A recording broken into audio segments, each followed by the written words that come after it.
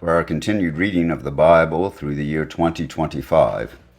From the English Standard Version of the Bible by Crossways Publishing, a division of Good News Publishing of Wheaton, Illinois, a reading of the book of Judges, chapters 1 through 3, beginning Judges chapter 1. After the death of Joshua, the people of Israel inquired of the Lord, "Who shall go up first for us against the Canaanites to fight against them?" The Lord said, "Judah shall go up. Behold, I have given the land into his hand." And Judah said to Simeon his brother, "Come up with me into the territory allotted to me, that we may fight against the Canaanites. And I likewise will go with you into the territory allotted to you." So Simeon went with him. Then Judah went up, and the Lord gave the Canaanites and the Perizzites into their hand, and they defeated 10,000 of them at Bezek. And they found Adoni-Bezek at Bezek, and fought against him, and defeated the Canaanites and the Perizzites.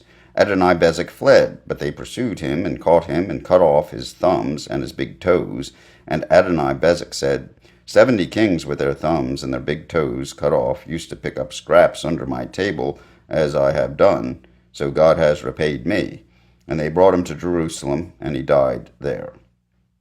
And the men of Judah fought against Jerusalem, and captured it, and struck it with the edge of the sword, and set the city on fire. And afterward the men of Judah went down to fight against the Canaanites, who lived in the hill country of the Negev, and in the lowland. And Judah went against the Canaanites, who lived in Hebron. Now the name of Hebron was formerly Kiriath Arba. And they defeated Shishai, and Ahiman, and Talmai. From there they went against the inhabitants of Debir.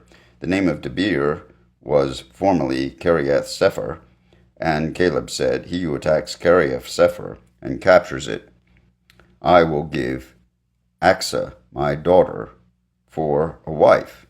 And Othniel, the son of Kenaz, Caleb's younger brother, captured it, and he gave him Achsah, his daughter, for a wife.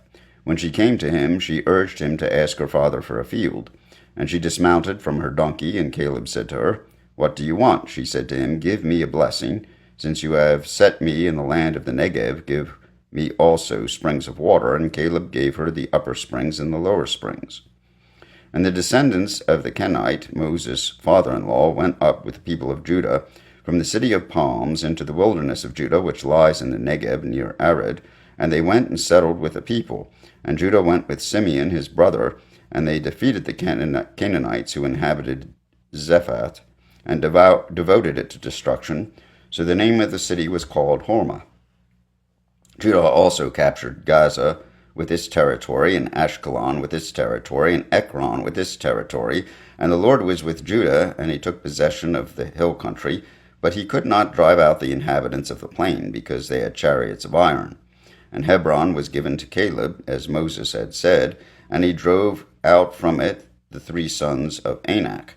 But the people of Benjamin did not drive out the Jebusites who lived in Jerusalem, so the Jebusites have lived with the people of Benjamin in Jerusalem to this day. The house of Joseph also went up against Bethel, and the Lord was with them. And the house of Joseph scouted out Bethel. Now the name of the city was formerly Luz. And the spies saw a man coming out of the city, and they said to him, "Please show us the way into the city, and we will deal kindly with you." And he showed them the way into the city, and they struck the city with the edge of the sword, but they let the man and all his family go. And the man went to the land of the Hittites and built a city, and called its name Luz.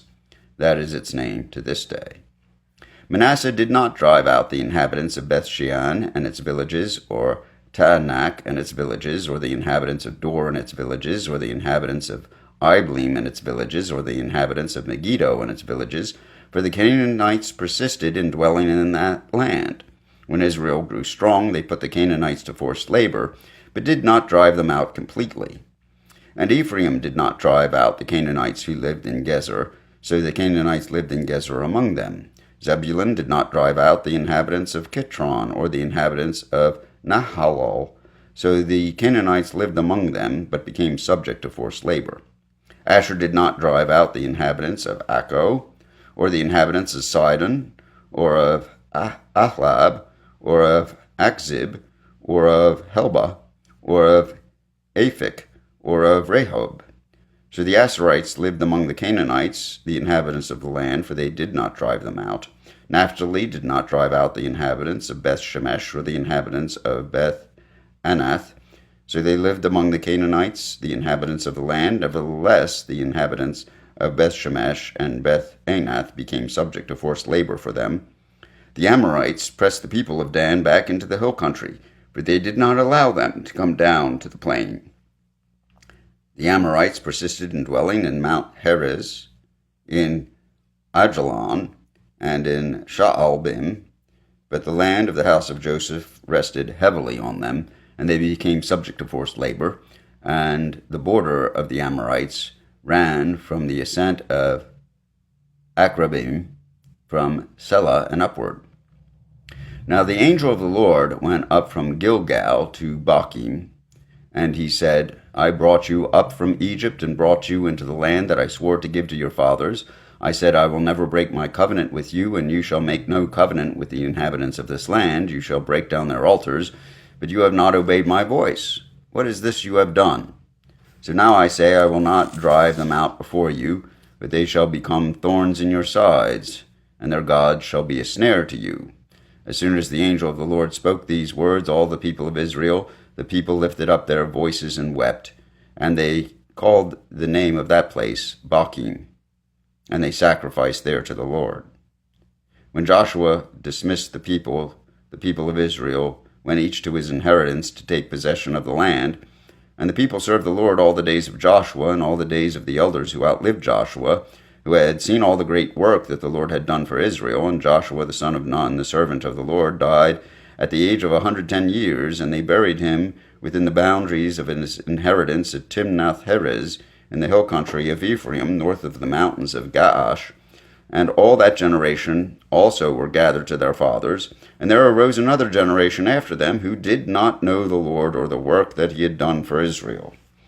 And the people of Israel did what was evil in the sight of the Lord, and served the Baals.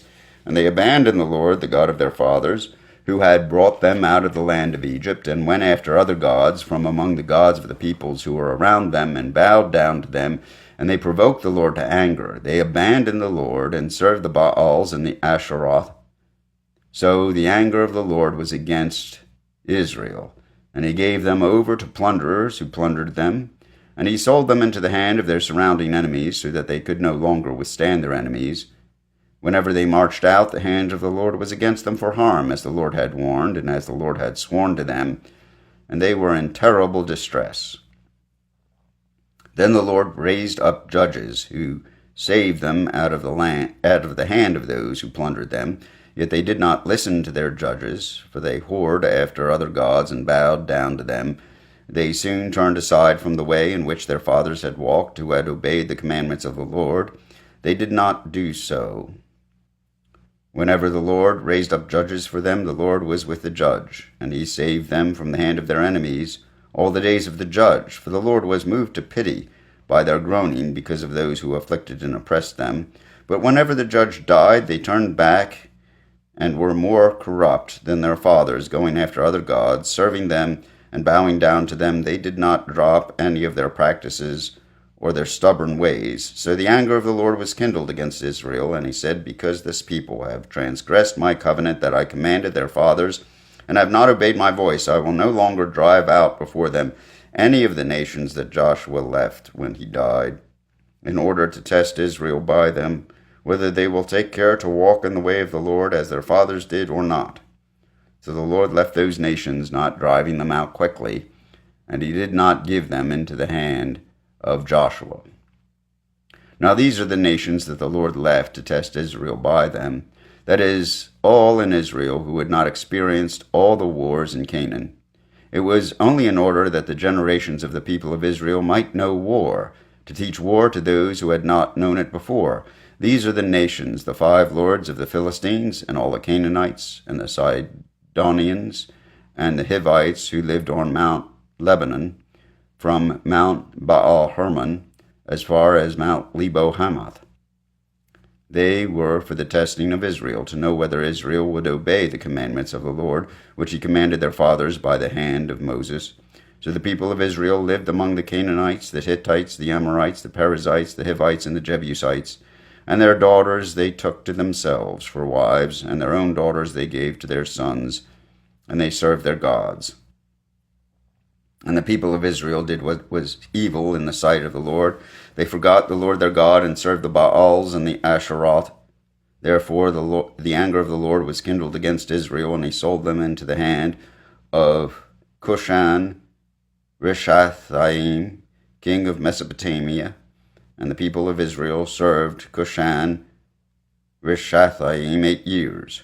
But when the people of Israel cried out to the Lord raised up a deliverer for the people of Israel, who saved them, Othniel, the son of Kenaz, Caleb's younger brother.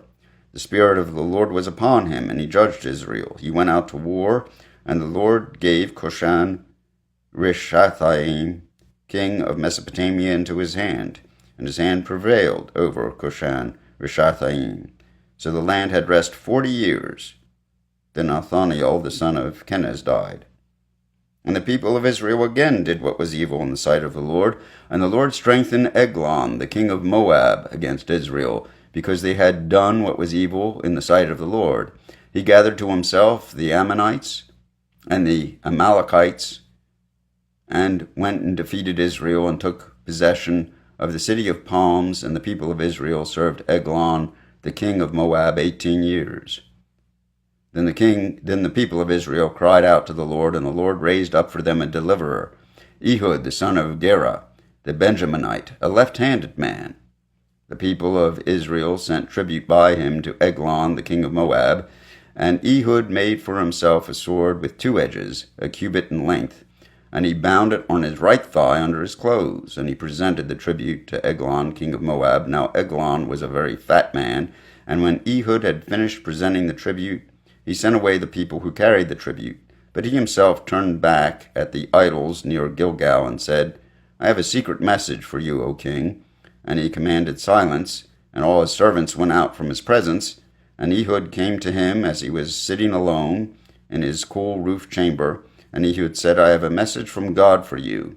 Then he arose from his seat, and Ehud reached with his left hand, and took the sword from his right thigh, and thrust it into his belly, and the hilt also went in after the blade, and the fat closed over the blade, for he did not pull the sword out of his belly, and the dung came out.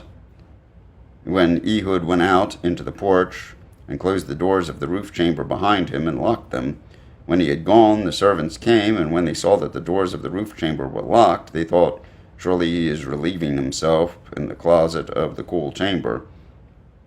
And when they waited there, embarrassed, but when he still did not open the doors of the roof chamber, they took the key and opened them, and there lay their lord dead on the floor.